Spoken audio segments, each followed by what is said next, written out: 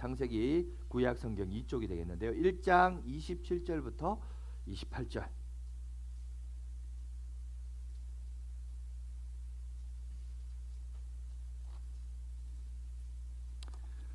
우리 찾으셨으면 두 절이라 우리 그냥 같이 한번 유니송으로 우리 1장 27절 28절 두 절을 함께 봉독하도록 하겠습니다. 시작. 하나님이 자기 형상 곧 하나님의 형상대로 사람을 창조하시되 남자와 여자를 창조하시고 하나님이 그들에게 복을 주시며 하나님이 그들에게 이르시되 생육하고 번성하여 땅에 충만하라. 땅을 정복하라. 바다의 물고기와 하늘의 새와 땅에 움직이는 모든 생물을 다스리라 하시니라. 아멘. 자, 오늘은 일, 노동에 관한 기독교 영성이라는 말씀을 함께 은혜를 가지려고 합니다. 얼마 전에 직장인들을 대해서 설문조사를 한 적이 있습니다. 그 내용이 뭐냐면 이겁니다. 당신은 지금 다니는 직장에서 이직하고 싶은 마음이 있습니까? 다른 곳으로 가고 싶은 마음이 있습니까? 조사를 했는데 20대에서 이제 40대를 대상으로 설문조사를 했는데 거의 대부분이 이직하고 싶다라는 결과가 나왔습니다. 더 나은 직장이 있고 나를 알아주는 그곳이 있으면 난 그쪽으로 가고 싶다. 그렇게 적었던 사람, 대답했던 사람들이 많다고 해요. 오늘날에는 그런 것 같아요. 평생 직장이라는 개념이 없어요. 점점 이제 사라지는 것 같고 오히려 또 그렇게 평생 직장 하는 사람, 이런 사람을 약간 좀 어리석다라고 말하는 그런 시대가 되어버린 것 같습니다. 이게 말하는 이런 사회적 현상을 어떻게 우리가 해석을 할까요? 어떻게 이해를 해야 될까요? 여러분, 이거는 결국 뭐냐 하면은 사람들이 직장이든 회사든 사업이든 결국은 그 일을 함에 있어서 만족감이 없다는 거예요. 일이 고되고 생각보다 내 기대한 만큼 어떤 결과가 미치지도 못하고 회사를 봐도 비전도 없고 보니까 뭔가 내가 기대하는 것만큼의 어떤 대가도 오지도 않고, 자, 그래서 뭔가 바꾸고 싶은 마음들이 있습니다. 여러분, 그것은 사람만 그러냐가 아니에요. 회사도 마찬가지예요.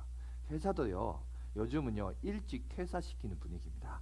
나이가 40대가 되면 이제 사람들이 긴장하기 시작해요. 야, 이거 내가 이 회사를 언제까지 다닐 수 있느냐. 여러분, 대기업이나 외국인 회사는 더더욱도 그래요. 승진해야 되는데 승진 못하면요, 이게 이제 흔히 이제 속된 말로 똥차가 된다는 거죠. 그 자리 딱 차게 되면 이제 사람이 눈치를 보기 시작하고 이게 긴장이 됩니다. 제가 전에 다녔던 교회 청년 중에도 어떤 청년이 있냐면 그 대기업이요. 우리 여기 합정동에 L 무슨 회사인데 거기 도중에 퇴사했어요.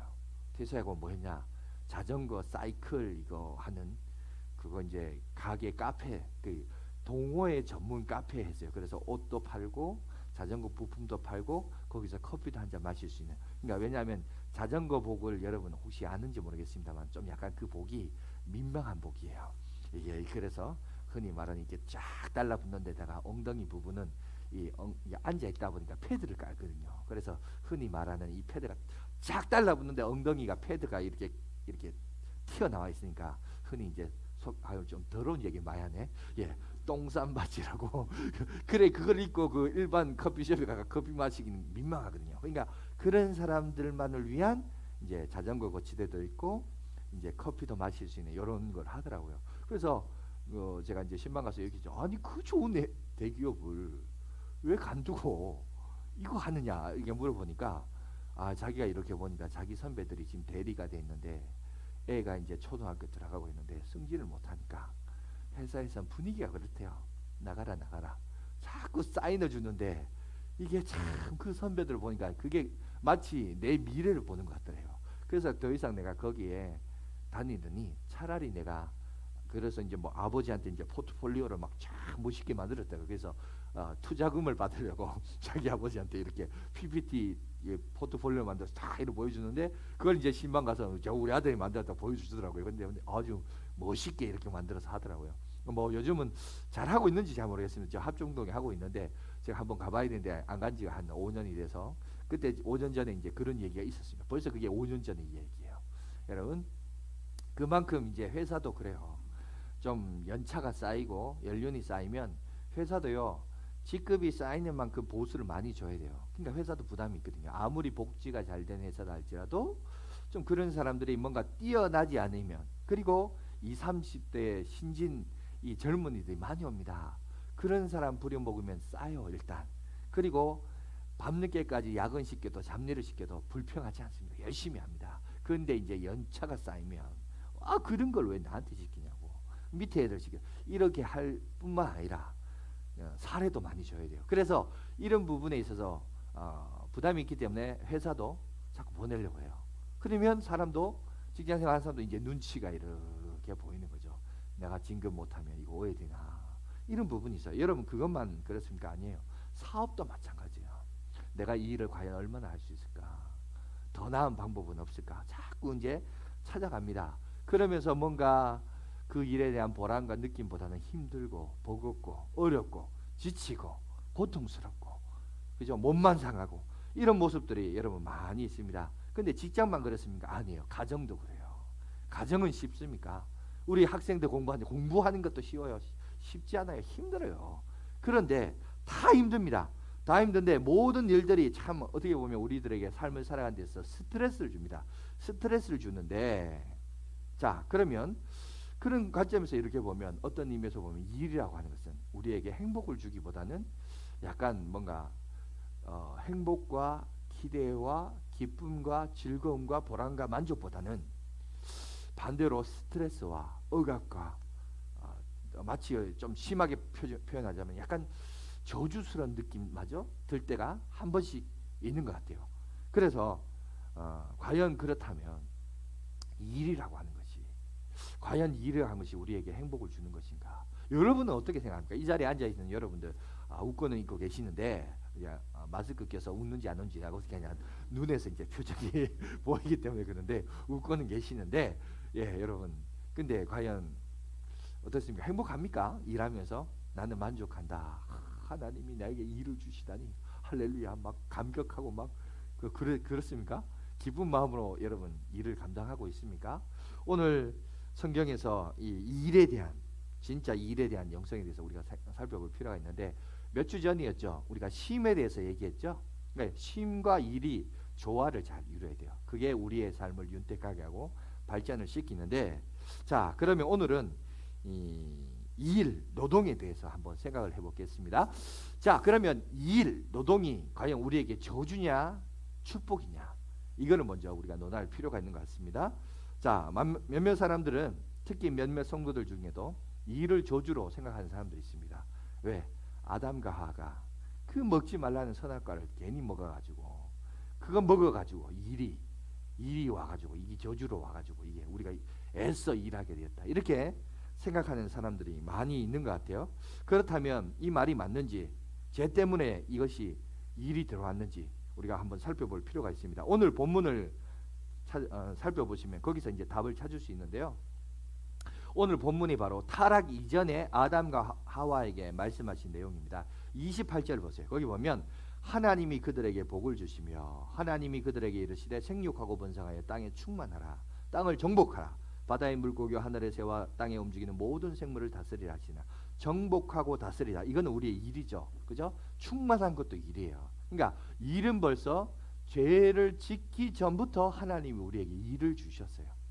그죠? 일을 주셨고, 또 2장 15절에서 보면, 창세기 2장 PPT 하나 보여주시겠어요? 거기 보면, 아니면 여러분 성경을 찾아보십시오. 2장 15절에 여호와 하나님이 그 사람을 이끌어 에덴 동산에 두어 그것을 경작하며 지키게 하시고, 자 경작한다, 밭을 갈고 지키게 하셨다. 그러니까 하나님이 명령하셨죠. 바로 낙원 같은 에덴 동산에서도 보니까 일은 인간의 의무였고 중추적인 역할이었고, 그죠? 핵심적인 것이었다라는 것을 오늘 우리에게 볼 수 있습니다. 그러니까 인간이 인간다움을 느낄 수 있는 게 뭐냐? 그것은 인간은 일하는 존재다라는 사실을 오늘 우리에게 얘기하고 있죠. 그런데다가 뿐만 아니라 우리가 특별히 주목해서 봐야 할 부분이 뭐냐? 아까 읽었던 1장 28절 앞부분이에요. 거기 뭐가 되어 있냐? 이렇게 되어 있습니다. 하나님이 그들에게 뭐 했다고요? 복을 주시며. 그러니까 무슨 말이냐? 일에 대한 명령인데 이게 뭐냐? 복이라는 거야. 아담아, 우리 양화진교회 아무개야, 복 받아라. 그러면서 뭘 주셨냐? 일을 주셨다는 거예요. 그러니까 일이 저주가 아니고 일이 뭐죠? 일이 복이라는 거예요. 그러니까 오늘 성경에서 우리에게 보여주는 메시지는 뭐냐? 일은 저주스러운 게 아니에요. 일은 하나님 우리에게 축복이고 은혜입니다. 여러분 열심히 노동하면서 이 피곤함을 안고 이 피곤이라는 행복감을 안고 잠자리 들면서 나는 행복해라. 하나님이 내게 일을 주셨구나. 여러분 이렇게 생각하며 사는 사람이 과연 얼마나 있을까요? 물론 평생 이제 직업이 없다가 갑자기 이제 직업이 생겨서 순간 이제 한두 번 그럴 수 있지만 그죠? 곧 잊어버리고 원망이 나오고 불평이 나온 것이 우리가 일상적인 모습인데, 근데 오늘 성경에 보니까 하나님은 일, 노동을 통해서 인간이 행복을 누릴 수 있다. 지금 그 얘기를 오늘 우리에게 얘기하고 있습니다. 그러니까 어쩌면 인간은 죄가 들어오지 않았다면 우리는 일을 통해서 행복감을 누릴 수 있고, 그죠? 죄가 우리 가운데 들어오지 않았다면 일을 통해서 엄청난 성취감과 감격을 우리가 누릴 수 있는 인생이었다는 것을 오늘 우리에게 얘기하고 있습니다. 자, 그러니까 사실 일은 우리에게 있어서 저주가 아니라 성경은 뭐라고 했냐? 하나님의 선물이요 복이라고 오늘 분명하게 단정지어 말하고 있습니다. 그러니까 뿐만 아니라 이 일은 여러분 어떤 의미에서 보면 하나님을 닮는 모습 가운데 하나 중에 하나입니다. 여러분 하나님을 보시오. 하나님도 늘 언제나 일하시는 분이에요. 언제나 우리를 주목하고 계시고 우리의 필요를 공급하시는 분이시고, 하나님은 주무시지도 않으십니다. 졸지도 않으시고 우리를 보호하시고 자기가 만든 모든 만물을 섭리하시고 다스리시고 인도하시는 분이 바로 하나님이세요. 그래서 하나님도 늘 일하시는 분이에요. 우리가 하나님의 형상을 따라 지음을 받았다는 말은 여러분 우리 속에 뭐가 있느냐? 하나님의 형상을 담는 모습인데 그거 중에 하나가 뭐냐? 우리 일하는 모습. 이 일하는 모습도 바로 하나님의 형상을 닮은 모습 중에 하나라는 사실을 오늘 우리에게 얘기하고 있습니다. 여러분 스위스의 종교개혁자 쯔빙거리라는 사람이 있는데 그 사람이 이런 얘기를 했습니다. 뭐라고 얘기를 했냐면 이렇게 말했어요. 일꾼만큼이나 하나님 닮는 것이 이 우주에 없다. 이 지구에 없다라고 말한 게 아니라 이 우주에는 일꾼만큼이나 하나님 닮는 것이 없다. 이 종교개혁자가 이런 얘기를 했어요. 여러분 마찬가지입니다. 우리가 이런 의미에서 보면 노동은 여러분 일은 하나님이 우리에게 주신 것이 복이요 선물이요 또 참된 의무요 은혜이며 여러분 하나님을 닮는 모습 가운데 하나라는 사실을 오늘 우리에게 보여주고 있다는 거예요. 그러니까 오늘 여러분들이 예수 믿고 신앙생활하는 저와 여러분들이 먼저 생각해야 될 것은 일과 노동은 일단은 저주가 아니라는 거예요. 그죠? 저주가 아니고 하나님의 축복이요 하나님의 형상을 담는 모습 가운데 하나라는 사실, 이걸 먼저 정리를 하고 오늘 계속해서 보겠습니다. 그런데 문제는 뭐죠? 왜 이 하나님이 우리에게 주신 이 복이 정작 우리는 이 세상을 살아가면서 일하면서 이걸 저주로 생각할 뿐만 아니라 이걸 몸으로 직접 그죠? 느껴지면서 살 수 있을까요? 왜 우리는 일 좀 그만하고 싶고 쉬고 싶고 열심히 일하는 자 뭐 카드 회사도 보니까 놀러 가라고 막 이렇게 카드 보여주고 막 이렇게 하는데 그게 더 멋있어 보이고 그러고 싶을까요? 여러분 제가 아이러니한 질문을 하나 할까요? 여러분 세상에서 가장 힘든 직업군이 하나 있대요. 그게 어딘지 아세요? 가장 힘든 직업이 뭐냐면 그건 바로 백수입니다. 왜죠? 집에서 노는 사람이 제일 힘들대요. 여러분 이거는 심리적인 거에 의해서 그런 게 아니고 실제로 WTO 여러분 요즘 많이 나오죠. 요즘 이제 코로나19 때문에 WTO 얘기 나오는데 거기가 세계보건기구잖아요. 거기서 발표를 했습니다. 뭐라고 발표했냐면 인간이 놀고 있을 때 체력이 가장 많이 소모된다고요.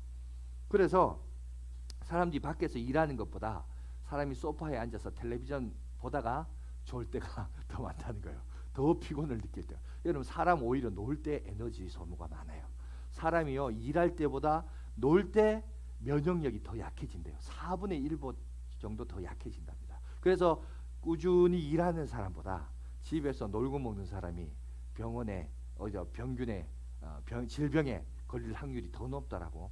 여러분 이거는 제가 말한 것도 아니고 실제 WTO에서 세계보건기구에서 이것을 실제로 발표를 한 겁니다. 그만큼 보세요. 일은 우리에게 복이 되고 은혜가 되고 하나님 우리에게 주시는 감사의 제목이 된다는 사실을 오늘 우리에게 얘기하고 있습니다. 그러면 이제 문제는 뭘까요? 왜 그러면 사람들은 살아가면서 일에 대해서 긍정적인 생각보다는 부정적인 생각이 더 많고 쉬고 싶고 또 저주스럽게 여겨지고 왜 그렇게 생각할까요? 왜냐하면은 간단합니다. 내가 일한 만큼 내가 수고한 만큼 그 결과물을 누리지 못하기 때문에 그래요. 제가 이번 주에 우리 세 가족이 계셔서 거기 신방을 갔는데 그 신방 가면서도 그 본문에서 나왔어요. 솔로몬이 가정을 향한 축복을 이렇게 할 때 거기 본문에도 보면 내가 내 손이 수고한 대로 먹을 것이다. 솔로몬이 그런 축복의 메시지를 하거든요. 내가 내 손이 수고한 대로 먹을 것이다. 내가 내 손이 수고한 대로. 이게 왜 복일까? 우리는 그런 거 있잖아요. 우리나라는 워낙 옛날에 노동력을 착취를 당해서 불로소득을 복으로 착각할 때가 많아요. 그죠? 도랑치고 가재 잡고 들어봤죠? 청소하다 뭐 죽고 동정 죽고. 예, 뭐 알면서 왜 가만히 계세요? 자, 그죠?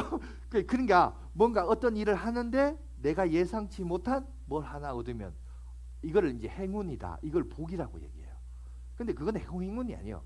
성경에서 말하는 복은 뭐냐? 내가 어떤 일을 했는데 그 일에 대한 결과물을 마땅히 받는 게 복이에요. 믿습니까? 그러니까 그게 진짜 복이에요. 그런데 오늘날 왜 사람들이 일을 복으로 생각하지 않고 저주로 생각하느냐? 내가 노력한 만큼, 내가 애쓴 만큼 거기에 결과물이 내가 만족할 만큼의 결과물이 안 나오니까. 그죠? 안 나오기 때문에 이제 힘들어하는 거예요. 어려워하는 거고 내려놓고 싶은 거고 이게 고통이 되기도 하고 이런 것을 보게 됩니다. 뿐만 아니라 일의 과정 속에서 또 고통이 뭔가 내가 생각했던 것보다 더 많이 수고해야 돼요. 더 많이 노력해야 돼요. 그러다 보니까 여러분 이 문제를 자세히 한번 보시면 분석해 보면 노동 자체가 문제가 아니고 이런 인간이 노동을 하면서 일을 하면서 거기서 오는 이제 인간의 어떤 고통이나 그리고 쓴 열매 쉽게 말해서 내가 수고한 만큼의 결과물이 안 온 거에 비해서 그것 때문에 힘들어하기 때문에 결국 이런 모습이 나오게 되는 것이 문제라는 거예요. 그래서 여러분 오늘 우리가 창세기를 좀 자주 보겠는데 창세기 3장 17절 18절을 보시면 이렇게 나와 있습니다. 한번 다 같이 한번 읽겠습니다. 시작. 아담에게 이르시되 내가 내 아내의 말을 듣고 내가 내게 먹지 말라 한 나무의 열매를 먹었은즉 땅은 너로 말미암아 저주를 받고 너는 내 평생에 수고하여야 그 소산을 먹으리라. 땅이 내게 가시 덤불과 엉겅퀴를 낼 것이라. 내가 먹는 것은 밭의 채소인즉. 오늘 여기 보니까 타락한 인류에게 이제 하나님은 이제 열심히 일해야 이제 먹고 살 수 있다. 수고해야 할 수밖에 없는 환경을 오늘 우리에게 소개하고 있습니다. 그런데 거기서 끝나지 않고 열심히 일을 해도 결과물이 뭐냐? 오늘 여기 보니까 가시 덤불과 엉겅퀴를 낼 것이다. 무슨 말입니까? 열매가 그렇게 쉽게 나오지 않는다는 거죠. 오히려 쓴 열매가 어쩌면 거기에 합당한 대가가 나올 거라고 생각하지만 아니란 거죠. 안 나온다는 거죠. 그래서 시편에 있는 말씀처럼 내가 내 손이 수고한 대로 먹을 것이야. 내가 내 손이 수고한 것은 당연한 거라고 생각하는데 아니에요. 그거는 복이에요. 성경은 내가 내 손이 수고한 대로 먹는 게 복이에요. 그런데 많은 사람들 그걸 당연하다고 해요. 당연하다고 생각하니까 머리에 빨간 띠를 누르면서 텔레비전 뉴스에 나오잖아요. 결사항쟁 그러면서 결국 뭐예요? 돈 더 달라는 거 아니에요. 내가 수고한 만큼의 대가가 이거 부족하다는 거 아니에요. 그런데 아니에요. 성경은 네가 수고한 대로 먹는 게 그게 복이라고 얘기해요. 그 말은 인생은 쉽게 내가 수고한 만큼의 결과물이 나올 수 없다라는 얘기를 지금 하고 있는 겁니다. 기억하시기 바랍니다. 그래서 내가 내 손이 수고한 것이 복이라는 거예요. 자, 그러면 왜 우리가 일하는 것 자체가 고통스럽고 힘드냐? 성경이 우리에게 답을 제시하고 있는데 17절을 아까 읽었던 17절을 보면 아담에게 이르시되 내가 내 아내의 말을 듣고 내가 내게 먹지 말라 한 나무의 열매를 먹었은즉 이렇게 얘기합니다. 그죠? 무슨 말이죠?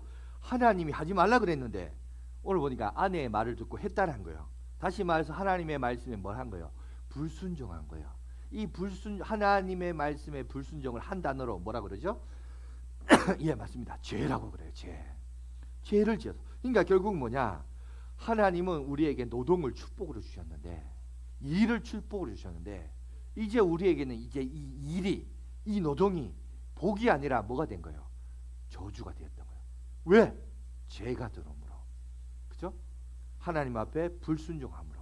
그러니까 만족함 없이 수고만 하고, 여러분 땅으로 돌아가는 그런 인생이 되어버렸고, 기껏해야 결과물은 엉겅퀴와 여러분 오히려 가시덤불만 내 인생의 결과물로 나타나는, 그래서 더 많이 수고하고 더 많이 애써야 되고, 하지만 내가 만족하는 그런 것들이 회복되지 못하는 그것을 오늘 성경 우리에게 얘기합니다. 하지만 저와 여러분들이 기억해야 될 것은, 보세요. 이게 어떻게 하나님의 축복인 일이 어떻게 우리에게 저주가 되었죠? 하나님의 말씀에 순종하지 않아서, 이걸 다른 말로 죄를 지음으로, 죄의 결과로 우리가 그저 축복이 뭐가 되었다? 저주가 되었죠. 그러면 이걸 회복할 수 있는 방법이 뭐냐? 자, 4가지가 있습니다. 여러분 설교 노트에도 제가 소개되어 있는데, 자, 일을 하면서 우리가 기쁨이 있고 만족이 있으면서 그것으로 말미암은 일을 회복하려면, 열매를 회복하려면 어떻게 되냐? 4가지. 첫 번째, 예수 그리스도를 향한 온전한 믿음이 우리 가운데 필요하다는 사실입니다. 이게 무슨 말이냐? 일하고 예수랑 무슨 상관이냐? 관계 있어요. 왜? 자, 보세요. 죄 짓기 전에는 일이 뭐였다고요? 축복이었어요. 죄 짓기 전에는 일이 뭐죠? 만족이었고 행복이었고 인간의 존재 자체였고 인간다움이었고, 그죠? 하나님의 형상을 닮은 모습의 모습이었습니다. 그런데 죄를 짓고 난 다음에는 결과물이, 내가 원하는 결과물이 안 나와요. 엉겅퀴가 나와요. 이제는 저주고 억누름이었고 슬픔이에요. 그러면 이게 뭘까요? 죄로 인하여 이게 변질되었고 바뀌어졌다는 거죠. 죄의 결과, 죄의 값으로 말미암아 그래 됐다는 거죠. 그러면 예수님은 이 땅에 왜 오셨죠? 우리의 죄 문제를 해결하기 위하여 오셨습니다. 맞습니까? 이 죄 문제는 첫 번째, 우리의 영혼의 구원을 할 수 있는 은혜가 있고, 두 번째 뭐냐?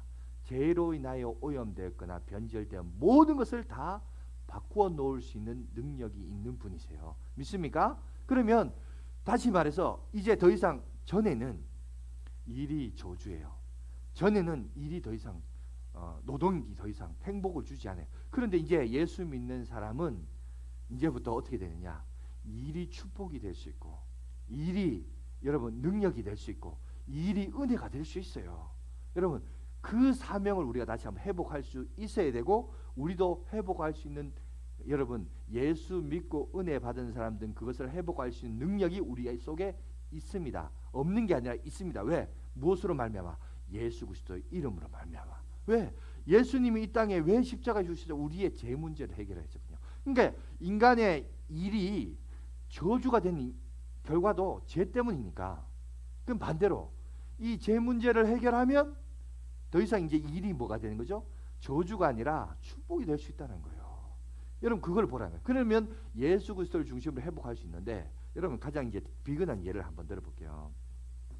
그러면 이제 뭘 얘기하냐면, 예수 그리스도의 은혜 받은 사람은 삶의, 이거 애티튜드라고 하죠. 자세, 태도가 다 바뀝니다. 삶을 바라보는, 내 인생의 삶을 바라보는 자세와 태도가 바뀌어요. 어떻게 바뀌느냐? 가장 비근한 예가, 여러분 군대 얘기를 할게요. 제가 그때 이제 신방을 가니까, 요번 주 그러니까 그 신방 가신 우리 분들도 그 얘기, 군대 얘기를 잠깐 하더라고요. 그래서 군대에 대해서 좀 얘기하면서, 늘 이제 군대는 하여튼 남자들은 군대 얘기하면 이 군이 갖고 있는 이미지 뭐냐면, 참 내 인생에서 정말 쓸데없는 시간이, 정말 그냥 거기 가서 그냥 시간만 빨리 가라, 나 빨리 제대만 하겠다, 이런 생각을 갖고 있는 게 이제 군대에 대한 남자들의 생각이에요. 그래서 군대에 대한 최고의 정신 상태가 뭐냐면, 메시지가 뭐냐면 이겁니다. 시간 잘 때우고 빨리 제대하자, 그냥 빨리빨리 제대하자, 이런 생각을 가지고 있어요. 그런데 거기서도 보면 그런 생각을 가지고 있는 사람이 거의 대부분인데, 근데 정말 놀라운 사실은 뭐냐면, 저도 사실 거기 가서 그런 분들 봤어요. 거기서도 보면 어떻게하지, 그 군대 어떻게든 시간 잘 때우고 빨리 제대하자, 이런 생각이 가지고 있는 사람들 보편적으로 다 갖고 있는데, 거기서도 보면 예수 잘 믿는 사람 중에는요, 정말 거기서 군생활 열심히 한 사람이 있어요. 다른 사람 목까지 열심히 한 사람이 있어요. 사람이 보든 안 보든 그 일에 대해서 나의 일로 여기고, 하나님이 내게 주신 사명으로 여기고, 그것을 열심히 하려고 하는 그런 사람이 있어요. 그러니까 뭐냐 하면, 똑같은 시간을 때우고 똑같은 일을 하더라도 그거를 대하는 태도와 자세가 바뀌는 거예요. 왜? 내가 예수를 믿었기 때문에. 예수 믿기 때문에 바뀝니다. 어떻게 바뀌냐? 그 다음 보세요. 거기 보면 이렇게 말합니다. 첫 번째, 소명을 깨닫습니다. 소명이 뭐냐? 콜링이라고 그러죠. 하나님이 나를 부르신 그 소명을 깨닫는 것입니다. 하나님이 나를 향하신 부르심이 있어요. 하나님이 나를 왜 지으셨는가? 하나님이 나를 왜 하나님 자녀 삼아 주셨는가? 이거에 대한 깨달음이 있다는 거죠. 이 소명의식이 있다는 거죠. 그래서 이 소명을 여러분 오해하면 안 됩니다. 행동에 대한 깨달음이 아니고 존재에 대한 깨달음입니다. 다시 말해서 뭐냐 하면 이겁니다. 내가 뭘 해야 되느냐 이거에 대한 깨달음이 아니고 이겁니다. 내가 이 땅에 왜 존재했느냐? 하나님이 나를 왜 부르셨느냐? 하나님은 나를 왜 사랑했느냐? 이거를 생각하라는 거예요. 하나님은 나를 어떻게 생각하고 계실까? 나란 존재를 어떻게 생각하고 있을까? 그걸 생각하라는 겁니다. 여러분 그거를 생각하고 깨달으면 여러분 우리 안에 무엇이 나오냐면 이해할 수 없는 기쁨이 나와요.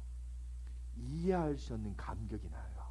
내가 뭘 해서 뭘 얻는 게 아니라 그냥 하나님이 나를 왜 사랑했지? 하나님이 왜 날 그리스도의 사람으로 불러주셨지? 내가 왜 이 양화진교회 새벽에 주일날 더 자고 더 놀 수 있는데 이 예배당에 나와서 예배드리지? 이거에 대한 여러분 깊은 깨달음을 경험하면 내 속에서 무엇이 나오는지 아세요? 기쁨이 나와요. 반대로 내가 어떤 일을 하든지 뭘 하든지 기쁨이 없다? 기쁨이 없다는 것은 근원적으로 다시 돌아가야 돼요. 하나님하고 나와의 관계를 다시 한번 점검해 봐야 돼요. 하나님은 나의 어떤 분이신가? 그분은 누구인가? 여러분 주목해야 됩니다. 갓난 아이들 보면요 참 신기해요. 자식을 놓고 키워보면 신기한 게 그 아이가 신기한 게 저 사람이 나를 좋아하는 사람인지 나를 싫어하는 사람이 본능적으로 알아요. 그래서 이상하게 할아버지 할머니한테는 안기려고 그래요.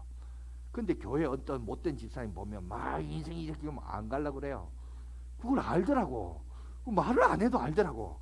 그렇게 눈을 피하고 피해 다니고 자기를 좋아하고 사랑하는지를 알아요. 그러니까 그 말은 뭐냐면 우리도 마찬가지입니다. 하나님 보시기에 갓난 아이와 같아요.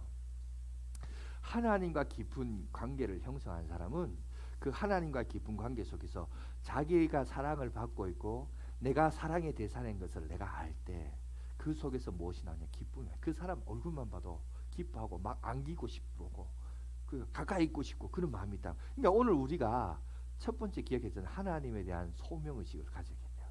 그죠? 그 속에서 그래서 내 안에 기쁨을 개발해야 돼요.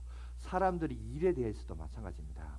하나님이 나를 불러주시고 자녀 삼아주시고 내가 하나님의 자녀로서 내가 다니고 있는 이런 직장 어떤 일이든지 그걸 내가 함에 있어서 하나님이 나와 함께 하시고 내게 이 일과 직장을 맡겨졌다. 이걸 생각한다면 그 속에서 얼마든지 우리가 기쁨으로 그 일을 감당할 수 있습니다. 그런데 이게 돈벌이가 되고 이게 내 욕심을 채우는 여러분 그게 수단이 변질되면요. 그 속에서는요 모르겠어요. 돈을 전보다 더 많이 벌어도 그 속에 기쁨이 없어요. 감격이 없어요. 왜? 나는 요만큼 벌었는데 그래서 좋을 줄 알았더니만 옆에 보니까 저 사람이 이만큼 버는 거예요. 그러니까 이게 막 열받는 거죠. 나는 막 그렇게 누구 못지않게 더 많이 수고하고 새벽부터 일어나서 그렇게 노력해 애써서 이만큼이라도 버렸는데 조금 만족했는데 옆에 보니까 저거는 맨날 놀고 먹고 즐기고 저런데도 이만큼 벌거든요.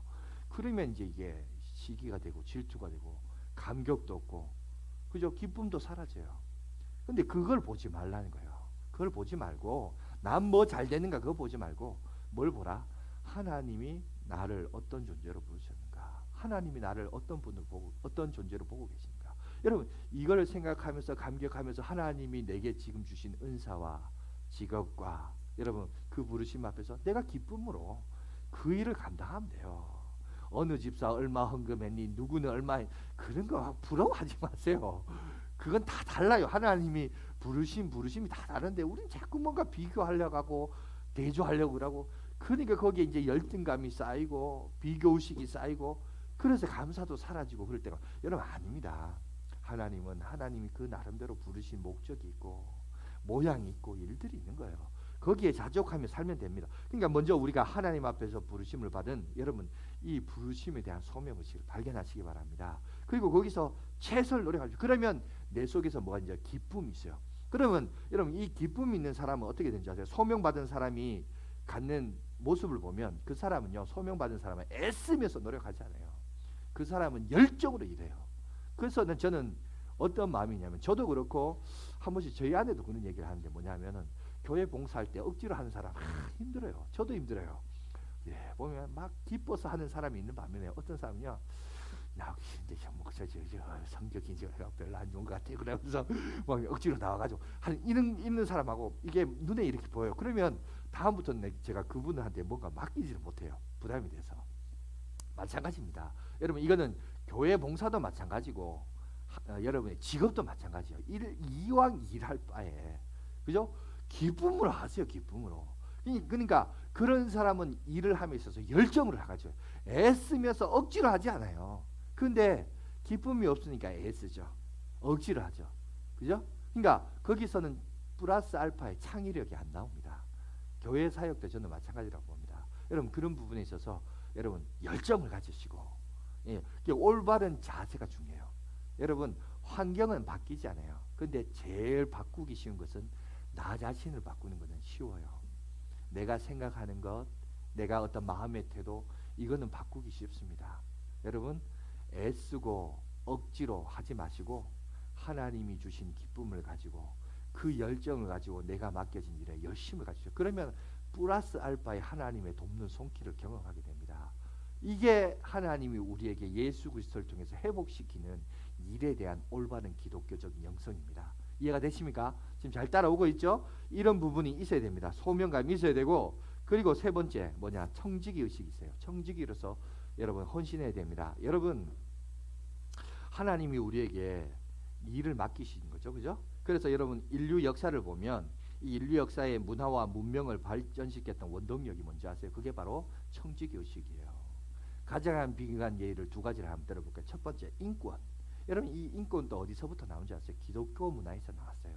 요새 인권 많이 따지는데 뉴스에도 많이 나오죠. 여러분 이 인권이 어디서 나왔을까요? 여러분 기독교가 나라를 다스리고 지배하기 전에 문화를 보면요, 힘 있는 자가 사람을 통치하고 다스렸고 노력력뿐만 아니라 생명력까지도 마음대로 좌지우지했던 그런 시대를 가졌어요. 그런 문화에서 어떤 인권을 주장하고 한 사람의 소중함을 얘기하고 이런 여러분 문화가 아니었어요. 그거에 대해서 부정하다, 잘못됐다, 불의하다 말했던 사람들이 아무도 없었습니다. 오직 교회에서만이, 기독교에서만이 이것을 얘기했죠. 그래서 거기서부터 하나님께서 그저 개혁이 일어나고 문화의 혁명이 일어나고, 그래서 구테타도 일어나고, 그래서 복지국가로 만들어지고 세워졌던 겁니다. 그러니까 기독교에서 말하는 정신과 바탕을 가지고 복지국가가 나타난 거죠. 그리고 그래서 그걸 지금 그런 문화에 선두를 두다 보니까 나머지 문화가 어떻게 해요? 그걸 따라가고 있죠. 따라가고는 있는데 문제는 뭐냐? 기독교 정신을 빼고 그걸 따라가고 있는 거예요. 그러니까 뭐가 안 맞는 거예요. 여러분 그 바탕에는 기독교 정신을 가지고 이것을 따라가야 자유롭게 그 원래의 의미를 회복할 수 있는데, 이게 이제 그 기독교 정신, 종교적인 것만 쏙 빼고 하니까 뭔가가 안 맞는 거예요. 뭔가 그걸 도입을 해도 도입이 안 되는 거예요. 왜? 인간의 죄성이 있거든요. 이 자기 이게 팔이 안으로 굽는다고, 그죠?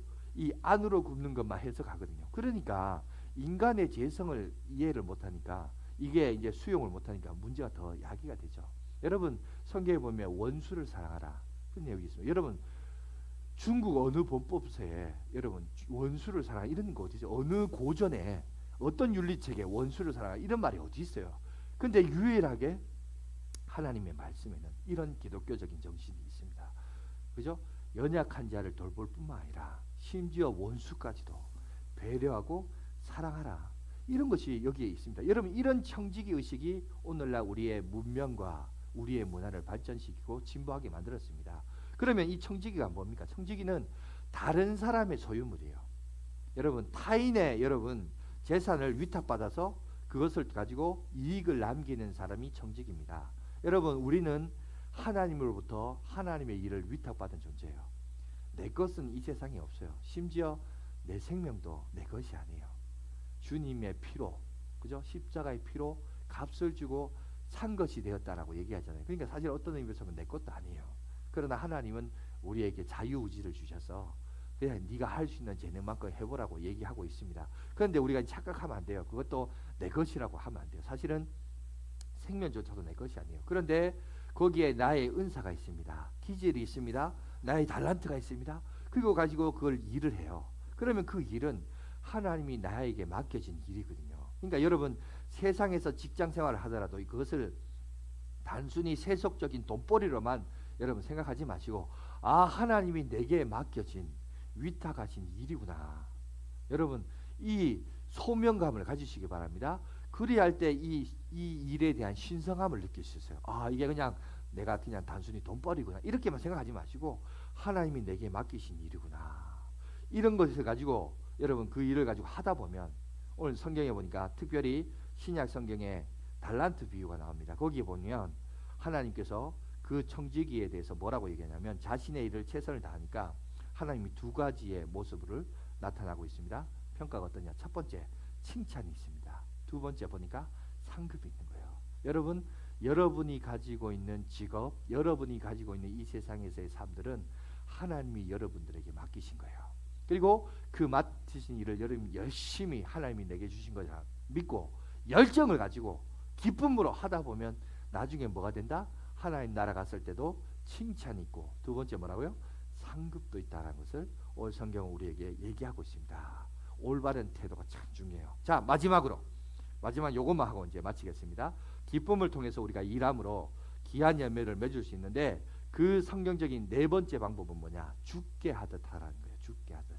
여러분 골로새서에 있죠. 3장 23절 한번 보여주시겠습니까? 한번 다 같이 읽겠습니다. 시작. 무슨 일을 하든지 마음을 다하여 죽게 하듯 하고 사람에게 하듯 하지 말라. 여러분 이것이 바로 놀라운 삶의 차이를 그리고 삶의 결과를 만들어낸다는 사실입니다. 여러분 17세기 시인인 조지 허버트라는 사람이 있는데 이 사람이 이런 시를 지었습니다. 한번 보여주시겠습니까? 자, 저기 보면 제가 한번 읽어드릴게요. 나를 가르치소서 나의 하나님 나의 왕이시여 만물 안에서 당신을 보게 하소서 그리고 제가 하는 모든 일을 주님을 위해 하듯 하게 하소서 이렇게 말했어요. 자 얼핏 보면 이게 뭔 내용이냐 이래 보는데 여러분 이 시의 제목이 뭔지 아세요? 이 시의 제목이 엔터를 치면 나옵니다. 연금술이라는 제목입니다. 연금술 그러니까 뭔가 알듯하면서 모를 것 같은 그죠? 그런 것 같은데 이게 무슨 말이냐면 연금술은 뭐냐면 중세 시대 때 연금 기술을 가지고 이 화학적인 재료를 가지고 금속을 가지고 어떻게 금을 화학적으로 만들 수 있느냐를 연구하는 학문이에요. 그거를 연금술이라고 해요. 다시 말해서 쇳덩어리를 황금으로 만든다는 거예요. 그러면 오늘날 과학이 발전한 이 시대에 그럼 연금술이 있느냐? 있습니까? 없습니까? 없어요. 그런 건 없어요. 이거는 매직 매직이 뭐죠? 마술이고 마술에서 이제 금을 가지고 짠 이래가지고 짠 해가지고 짠 이렇게 이게 금입니다. 이러면 이거 금 아니에요, 그죠? 이게 연금술이라는 가짜고 사기예요. 정확하게 말하자면 그죠? 사기입니다. 그런데 이 헐버트라는 사람이 뭐라고 얘기했냐면 주님을 위해 하듯 하겠소서 이게 바로 연금술이라는 거예요. 이 시의 뒷부분에 뭐라고 얘기했냐면 이렇게 말합니다. 엔터 한번 쳐보세요. 이렇게 적혀 있습니다. 바로 이 자세가 황금을 만든다네. 무슨 말인지 아시겠죠? 오늘 이 헐버트도 보니까 우리가 삶을 살아가는 데 있어서 많은 연금술은 다 가짜지만 진짜 연금술이 있다는 거예요. 그건 뭐냐? 네가 어떤 일을 하든지 그 일을 죽게 하듯 하라는 거예요. 죽게 하듯 하면 그것이 진짜 연금술, 황금 같은 존재가 된다는 거예요. 황금을 낳을 수 있는 존재가 된다. 그 얘기를 오늘 우리에게 하고 있습니다. 여러분 마찬가지입니다. 여러분들이 사회에서 직장에서 뭘 하든지 뭘 할 겁니다. 뭘 하든지 기억할 것은 내가 무슨 일을 맡든지 어떤 일을 하든지 죽게 하듯 하는 거예요. 죽게 하듯 하면 그것이 결국 뭐가 된다? 황금을 낳는, 황금을 얻을 수 있는 존재가 된다는 거예요. 그게 진짜 연금술이다. 오늘 저 시인이 그렇게 고백하고 있는 것을 보게 됩니다. 자, 그러면 오늘 말씀을 마무리하도록 하겠습니다. 여러분, 우리는 일하기 위해 존재하는 존재예요. 우리는 하나님의 성품을 닮았습니다. 심지어 여러분, 우리가 죽어서 천국 가죠. 천국 가면 뭐 할까요? 천국 가도 일해요. 실망하셨나요? 와, 거기까지도 가가 일해야 되나? 그동안 일했으니 쉬어라, 뭐 그죠? 누려라 이럴 줄 알았더니만 또 일을 해야 돼요. 근데 거기서는 일을 한데 지금처럼 저주처럼 일하는 게 아니라 기쁨으로 일해요. 감격하며 일합니다. 그죠? 하나님을 찬송하고 또 먼저 간 그분들은 지상에 있는 교회를 바라보면서 중보하며 기도합니다. 그죠? 하나님의 교회가 믿음이 승리하도록 협력하고 기도하는 일을 합니다. 천국 가도 일해요. 그런데 차이는 뭐냐? 기쁨으로 한다는 거죠. 여러분, 오늘 우리도 마찬가지입니다. 예수 그리스도는 우리의 모든 죄를 십자가에서 다 사해 주시고 값을 지불하셨습니다. 그러면 예수 믿기 전에는 이 일이 여러분, 아니 예수 믿기 전이 아니라 타락하기 전에는 이 일이 여러분 축복이었고 은혜였는데, 타락으로 말미암아 이 일이 엉겅퀴를 내고 가시덤불을 내어서 우리가 만족할 만한 결과물이 안 나와서 그래서 저주처럼 여겨지고, 그리고 말할까요? 힘들게 여겨졌다면, 이제는 예수 그리스도를 믿음으로 말미암아 예수님이 값을 지불했기 때문에 이제는 내가 올바른 청지기 의식을 가지고 하나님이 나를 불러주신 소명 의식을 가지고 기쁨으로 열정을 가지고 그 일을 감당하면 어떻게 된다고요? 황금률. 여러분, 정말 우리에게 연금술을, 금을 얻을 수 있는 놀라운 은혜를 하나님 우리에게 허락해 주신다는 사실입니다. 아무쪼록 저와 여러분들이 이 올바른 일과 노동에 대한 올바른 기독교 영성을 가지고 그저 세상 사람들이 생각하는 것처럼 그런 생각과 유행에 따라가지 마시고, 오늘날 많은 예수 믿는 사람들 그잖아요. 저와 여러분들 다 그렇게 생각하잖아요. 일을 그러면 힘들고, 놀러 가자 그러면 와 그러고, 그죠? 제가 그렇게 보여요. 지금 우리가 청년부실도 했지만 내가 지금도 봐요. 예배 드리라 그러면 잘 안 오는데, 어디 맛있는 맛집 간다 그러고 어디 놀러 간다 그러면 안 나왔던 애들도 다 나오고, 뭐 그건 애들만 그런 게 아니고 어른들도 똑같아요. 보면 요즘 코로나 때문에 그렇지만은 하여튼 그렇지 않나요? 근데 여러분, 우리가 진짜 기독교 영성을 회복해야 돼요. 뭐가 진짜 축복이고 뭐가 진짜 기쁨인지를 정말 한번 회복하셔서 예배를 통한 하나님과의 교제가 기쁨이고, 그 속에서 삶의 진리를 깨닫고 부르심의 소명을 깨닫는 게 기쁨이고, 그리고 그 기쁨으로 일을 하고 헌신하는 것이, 그리고 그것이 나중에 상급도 있고 칭찬도 받는다는 것이, 여러분 이거를 통찰적으로 다 보면서 우리가 살아가는 이 시대 잘 보내야 되지 않겠어요? 그저 군대 가듯이 시간아 빨리 가라, 시간만 때우고 그래 천국 갈 거예요. 그러면 다 하늘나라 가봐야 아무것도 없어요. 우리가 똑같이 주어진 시간인데 이 주어진 시간에 최선을 다하여 열정을 가지고 인색함으로나 억지로 하는 게 아니라 정말 기쁨의 감격을 가지고 그 부르심의 소망을 가지고 열심을 가지고 하다 보면 하나님이 더 돕는 손길도 허락해 주시고, 여러분 축복도 주시고, 여러분들에게 이 하는 일들 가운데 더 큰 보상으로 역사해 주실 줄 믿습니다. 여러분, 그러니까 올바른 여러분 기독교 영성을 가지고 똑같은 시간이에요, 그죠? 똑같이 이 세상을 살아갑니다. 세상 유행처럼, 세상 사람들의 생각처럼 살지 마시고, 예수 잘 믿는 사람은 일에 대한 생각도 달라야 돼요, 그죠? 달라야 됩니다. 바른 자세, 바른 태도가 결국 그게 바로 연금술이란 말이었어요, 그죠? 조지 허버트가 말했던 것처럼 우리가 올바른 자세와 태도를 가지고 하나님의 영광에 헌신하며 살아가는 저와 여러분들 되시기 간절히 바라겠습니다. 기도하겠습니다. 사랑